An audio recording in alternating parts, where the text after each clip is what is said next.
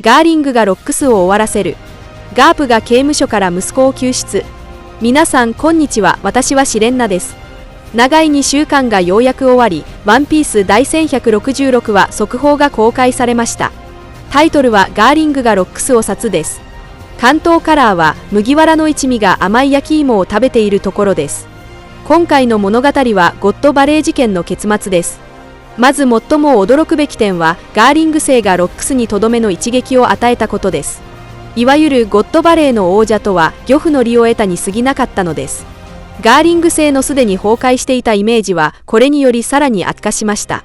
ゴッドバレーの島全体が海に沈みますが、情報では沈没の具体的な理由は明かされていません。ロックス海賊団の敗北のニュースは世界中に広まり、今回の話ではそれに対する各地の様々な反応が描かれています。ロックスはかつてロキに世界の王になるという夢を打ち明けていました。この言葉がいつ語られたのかは情報では明確にされていませんが、おそらく階層の中の階層でロックスがハラルドと決別する前の出来事だと推測されます。これがロキがずっと海に出てロックスに加わることを熱望していた理由を説明しており、彼のキャラクターにさらに深みを与えています。場面はロジャーの海賊団の戦場に切り替わり、ロジャーが宝箱を開けてシャンクスを見つけるシーンが描かれています。きっと非常に興味深いでしょう。ドラゴンは刑務所に入れられ、ガープが面会に訪れて彼を救出します。これがきっかけでドラゴンは海軍を離れ、自らの道を歩み始めた可能性が高いです。物語の最後にロックスの死の知らせを受け取ったハラルドは、自らの角を折り、巨人族の過去の行いを償うために世界政府に許しを請います。彼は平和を約束し、誠意の証として自ら奴隷になることさえ申し出ます。ついにハラルドの折れた角の謎がここで明らかになりました。彼とロックスとの間の友情は実に並外れたものだったのです。イム、ルフィとティーチの間の究極の伏線について、実は900話より前に小田栄一郎はすでに暗示をしていた。デイビーの夢とニカの意志は2人の後継者によって共に受け継がれ、最終的にイムが支配する世界を終わらせる。第1164話で悪魔化したロックスとイムの間にこのような会話があった。ロックスは尋ねた。どっちが怖い？デイビー・ディ・ジョーンズ。ジョイボーイ。イムは答えた。夢を見るな。あんな奴らはもう二度と現れぬ。主屋さえ消えればな。夢を見るな。というこの一言に注目してほしい。これは後の文で重要な呼応の役割を果たす。イムから見れば、ロックスが消えさえすれば、デイビー一族は滅びるだろう。幼いデイビーは恐れるに足らず、ましてやイムはもともとロックスの手を借りて彼を排除する計画だった。そして800年もの間、ニカの実は誰も覚醒させていないため、世にデイビーの夢とニカの意志を継ぐ者が再び現れ、彼女の支配に挑戦することはないはずだった。しかし、イムの計画は最終的に失敗に終わる。ティーチは生き残り、ルフィもニカの実を覚醒させることに成功した。しかし、漫画で最初にイムの希望が打ち砕かれることを示唆したのは、ゴッドバレーの回想編ではなく、烏島編にまで遡る。その時、オダはたった2つの章のタイトルと1つのセリフで、夢を笑う者は必ず失敗するということをすでに明らかにしていたのだ。第224話、夢を見るなで、ジャヤ島の酒場で、ベラミーたちは、ルフィの夢を徹底的に嘲笑した。彼らが烏島へ行きたいという願いも、海賊として伝説の大秘宝ワンピースを追い求め、そのために命を懸けるという夢も。嘲笑と侮辱に直面しても、ルフィとゾロは反論もせず、彼らと争うことさえしなかった。興味深いことに、この話のタイトルは、イムが言った言葉と全く同じ、夢を見るな、である。ルフィが酒場を出た後、ティーチに出会う。これはデイビーの夢とニカの意志を継ぐ2人の初めての出会いであり、まさにこの時、あの心を揺さぶるセリフが登場する。人の夢は終わらねえ。ティーチとルフィはさながら D の一族の光と闇の両面のようだ。この点は彼らの実の属性だけでなく、2人の行動スタイルにも反映されている。この対立を際立たせるため、普段は好き嫌いのないルフィがチェリーパイをまずいと感じるほどだった。スタイルが全く異なる2人は、デイビーとニカの意志の継承者として、出会った瞬間に唯一の共通認識に達した、人の夢は終わらない、と。そして、この話のタイトルもまた夢に関連している、第225話、人の夢。当時、私はここで言う夢とは、海賊が大秘宝を追い求める夢のことだと思っていた。それはベラミーたちがルフィを嘲笑した根源でもある。しかし今振り返ってみると、ティーチの特殊な出自と結びつければ、彼の口にする人の夢は単にワンピースを見つけることだけに限らないのかもしれない。ロックスはデイビー・ジョーンズこそがかつての世界の王であったと固く信じていた。そしてデイビー一族の夢はまさに世界の王になることであった。それゆえ第225話でティーチが言った夢には二重の意味があるのかもしれない。一つは海賊の最初の夢、もう一つは世界の王になるという夢だ。イムはロックスを排除しさえすれば世にもハヤジョイボーイやデイビー・ジョーンズのような人物は現れないと思い、ロックスが夢を見ているとさえ嘲笑した。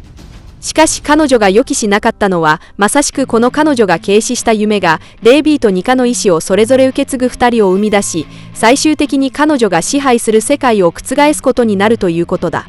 ルフィにギア6は登場しますか？ニカ・ルフィの戦闘力は今後どのように進化するのか？これはネットユーザーたちの間でよく議論されるテーマの一つです。今回はその可能性について自由な発想で語ってみましょう。ワンピース第1044話にて小田栄一郎先生は正式にギア5の設定を導入しました。ルフィはゴムの体という特性を保ちながらより強力な腕力と自由度を得ました。ギア5のルフィはまさに万能で、戦闘スタイルもこれまでのギア2ギア4のクールな路線やギア3のパワー重視のスタイルからギア5では自由奔放で想像力に富んだスタイルへと変貌しました。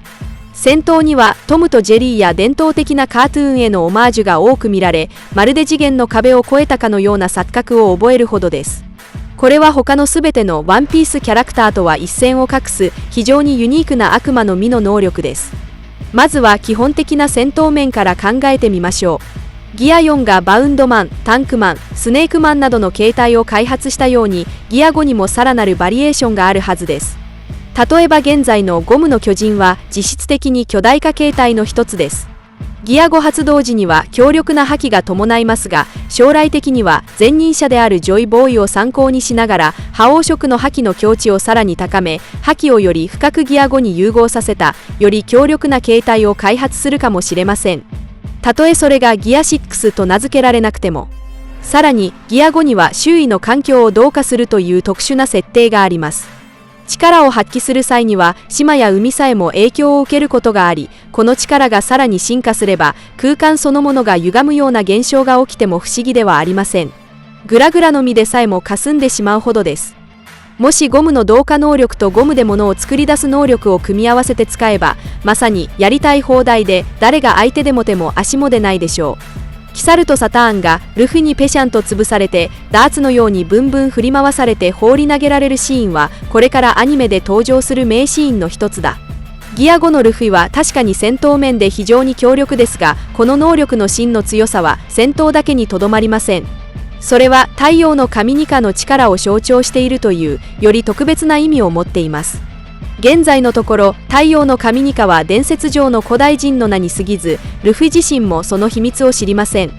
しかしニカの敵であるイムやゴーイボシたちはこの力を恐れ、現世に覚醒することを阻止しようとしています。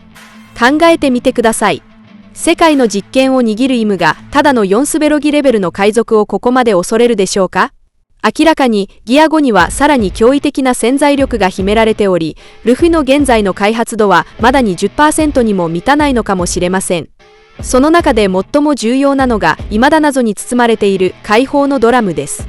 ルフィがギア5を発動するたびにこの神秘的な心音が鳴り響きます。ワンピースにおいて音は非常に重要な設定です。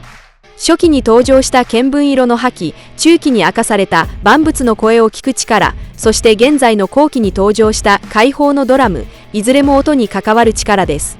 作中で最も神秘的で強大な古代生物、例えば象や海洋類などは特殊な音を通じてしか意思疎通ができません。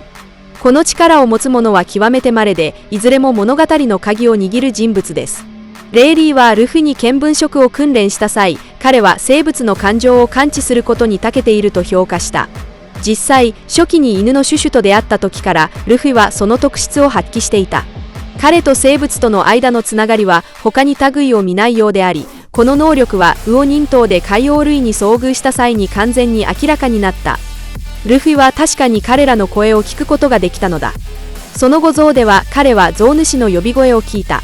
鬼ヶ島の決戦中、ルフィは街道によって海に落とされ、瀕死の際に彼の声は光月桃之助に伝わっただけでなく、さらには海そのものの共鳴を引き起こし、ハートの海賊団の潜水艦が彼を発見することを可能にした。この伏線は今なお完全には明かされていないが、ルフィが何らかの特殊な声の力を持っていることを明らかに示唆している。ギア5の覚醒後、ルフィの心音は解放のドラムと化し、その音は全ての仲間に感知され、まるで電電柱を超えた通信手段かのようである。この力はいつ進化を発揮するのだろうか。その答えはおそらく最終決戦が訪れる時だろう。想像してみてほしい。ベガパンクは世界に真実を伝えるため、わざわざ電電虫を使って放送しなければならなかった。しかし未来のルフィはおそらく解放のドラムを通じて直接4つの海に散らばる人類や生命に呼びかけ、世界の危機を明らかにし、力を結集させることができるだろう。これこそが物語が女子誌へと昇華する瞬間である。この決戦の鍵は必然的に3つの古代兵器の再来が関わってくるだろう。ジョイボーイはそれらを未来に残したが、ギア5こそがかの巨大な王国の力を解き放ち、最終的に世界の秩序を再構築する鍵なのかもしれない。そしてこれこそがイムが最も恐れる結末なのである。以上が今回の動画の内容です。最後までご視聴いただき本当にありがとうございます。もしワンピース漫画の熱心なファンであれば、ぜひ私のチャンネルを登録してください。皆さんの応援が私の動画制作の最大の原動力です。それではまた次回をお会いしましょう。